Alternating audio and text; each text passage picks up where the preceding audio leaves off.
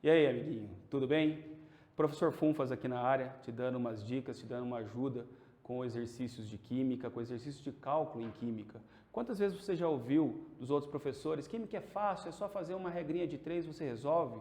E isso é verdade, é só resolver por análise em relação às unidades e os números que estão ali.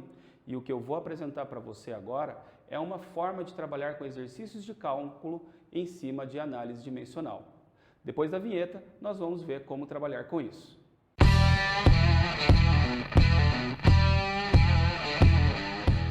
Então, para trabalhar com essa regrinha de 3, com esse cálculo simples para resolver os exercícios de química, é só você trabalhar com análise dimensional. Eu escolhi um tema, uma equação química bem bacana para se trabalhar, porque ela também aparece em outras partes da química, termoquímica, cinética, eu vou mencionar um pouquinho disso mais para frente. Tá? E eu escolhi então a decomposição do peróxido de hidrogênio. Para trabalhar com essa análise dimensional não é muito complicado. Você tem que entender que o objetivo aqui é conseguir chegar a um resultado, conseguir resolver as questões de cálculo usando como relação somente a proporcionalidade entre as grandezas.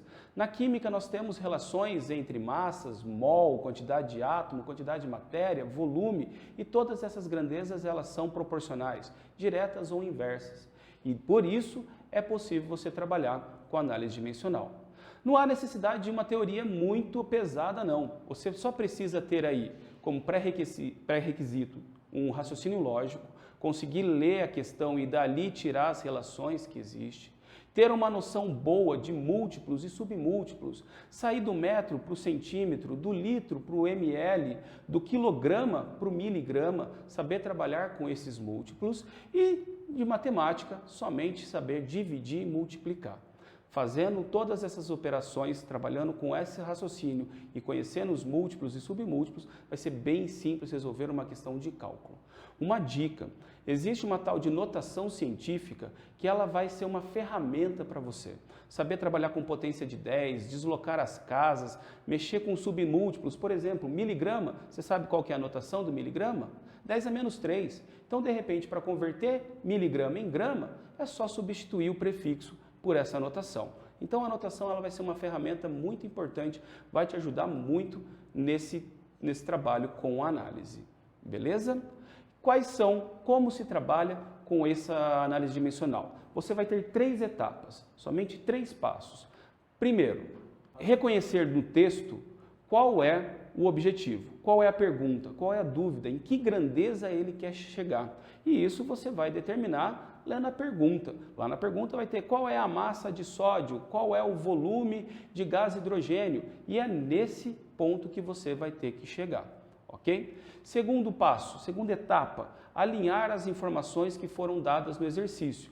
Talvez algumas informações você tenha no seu conceito, na sua concepção, por exemplo, densidade da água. Isso daí é algo que você conhece com certeza. Então, tendo essa informação, você vai conseguir usar a análise dimensional. Normalmente, todas as informações estão no seu exercício.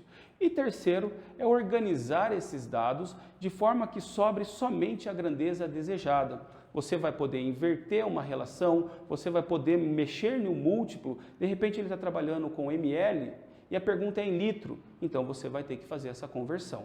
Esses daí são os 3 passos. Ler a pergunta e determinar onde você tem que chegar, qual é a grandeza. Segundo, retirar dos textos as informações que são necessárias.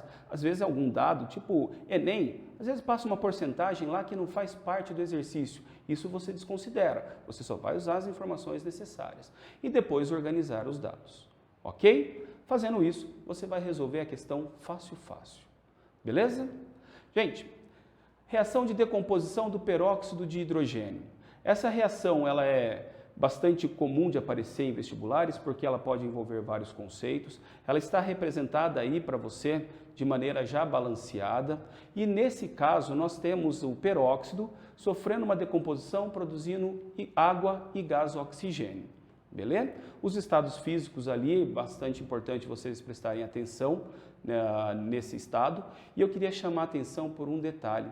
Está vendo aquela flechinha indicando o sentido da reação? Acima dela tem o permanganato de potássio. Esse composto, quando aparece, ele vai, em cima dessa flechinha, ele vai significar um catalisador. E esse catalisador pode aparecer dentro de uma cinética. Vocês já viram a água oxigenada se decompondo? De repente sofreu um machucadinho, colocou ali em cima da ferida, produziu umas bolinhas, não foi? Isso porque existe ali um elemento ferro que vai acelerar essa decomposição. No caso desta reação, ela está sendo catalisada por permanganato de potássio. Você já viu essa reação acontecendo? Dá uma olhada aí no vídeo, você vai ver que bacana que é.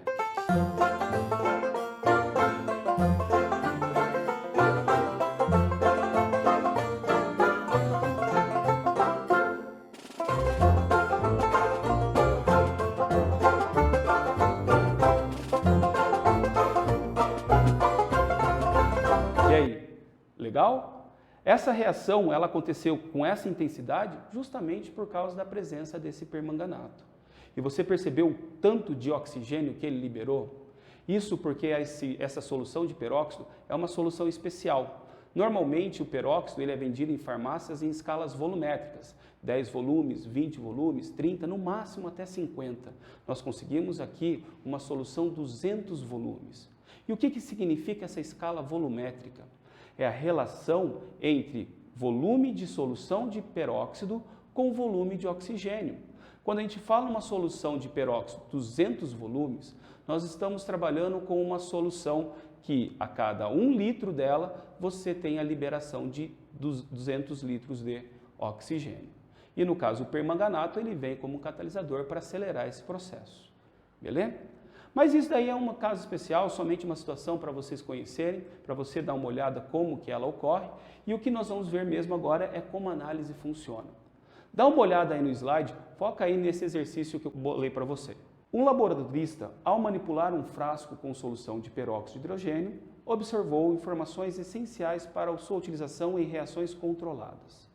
Considerando essa solução de peróxido de hidrogênio 200 volumes, sendo sua concentração 70% volume-volume, qual a massa de oxigênio em grama liberada nas condições normais de temperatura e pressão, CNTP, após a decomposição total de 320 ml. Okay? Aí está o enunciado, aí você já tem algumas informações e logo abaixo desse exercício, dessa questão, vai aparecer para você essas informações também. Questão de volume molar na CNTP, às vezes você conhece, já praticou bastante exercício, já fez aquele PV-NRT, já está cansado de saber que 1 mol de qualquer gás CNTP, 22,4 litros. Talvez você já saiba também a massa do oxigênio, a tabela periódica vai te fornecer isso, no caso o exercício está te dando 32 gramas por mol. Desse exercício, você vai tirar as informações para resolver. Conceitos de química não é necessário, tendo as informações, é só trabalhar com análise dimensional. Olha só como você vai poder resolver esse exercício. Primeiro, determinar qual é a dúvida. E a pergunta é qual a massa de oxigênio em gramas. Então você vai isolar essa parte como sendo o seu resultado. Tá? Aí que nós temos que chegar. A segunda etapa é você pegar todas as informações que estão no texto e alinhar elas. Quer ver? A massa de oxigênio é o que a gente quer saber. Ele falou que a solução tinha 320 ml, está aí, em uma proporção de 200 volumes, ou seja, 1 litro de peróxido, vamos liberar 200 litros de oxigênio. Tá? Além disso, ele falou que a concentração é 70%.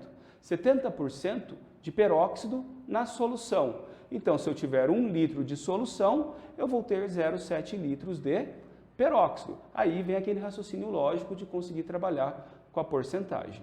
Beleza?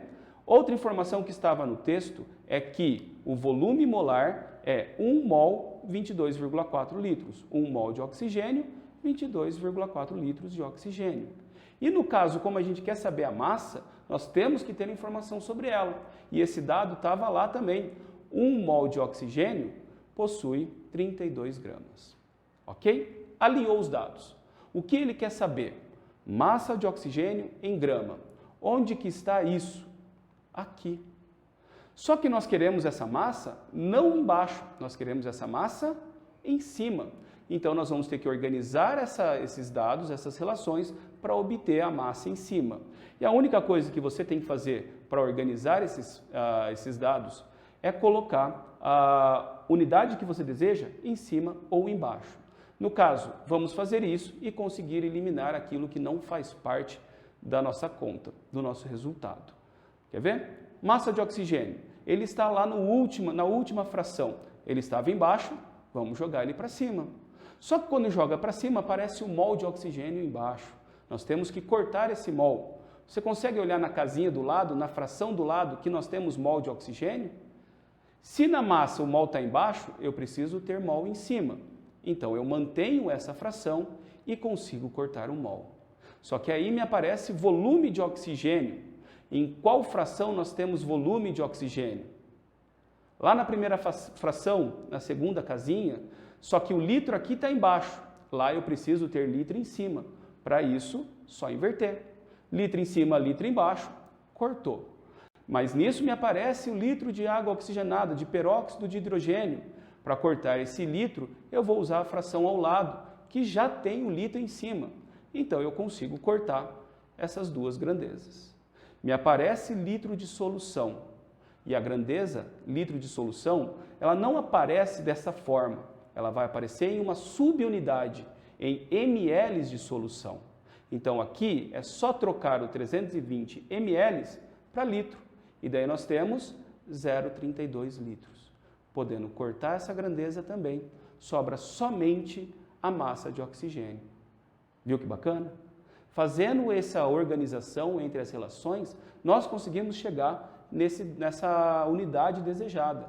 E agora é a matemática que eu falei, saber dividir e saber multiplicar. Operando aí as multiplicações e divisões dos números que sobraram, você vai chegar na massa final, que no caso é 64 gramas de oxigênio. Então, quando um professor chegar para você e falar que química é fácil porque é só fazer uma regrinha de 3, fale para ele que isso é verdade. É só organizar esses dados, só mexer com as unidades, tirar as informações e organizá-las. Essa análise dimensional vai te ajudar em cálculo de número de quantidade de matéria, número de mol, gases, pressão, volume, temperatura.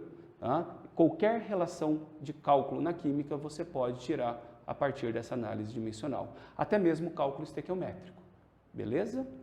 Gente, amiguinho, espero ter ajudado você, espero ter passado uma informação importante e que isso te garanta a sua vaga na sua faculdade. Beleza? Um grande abraço, até a próxima.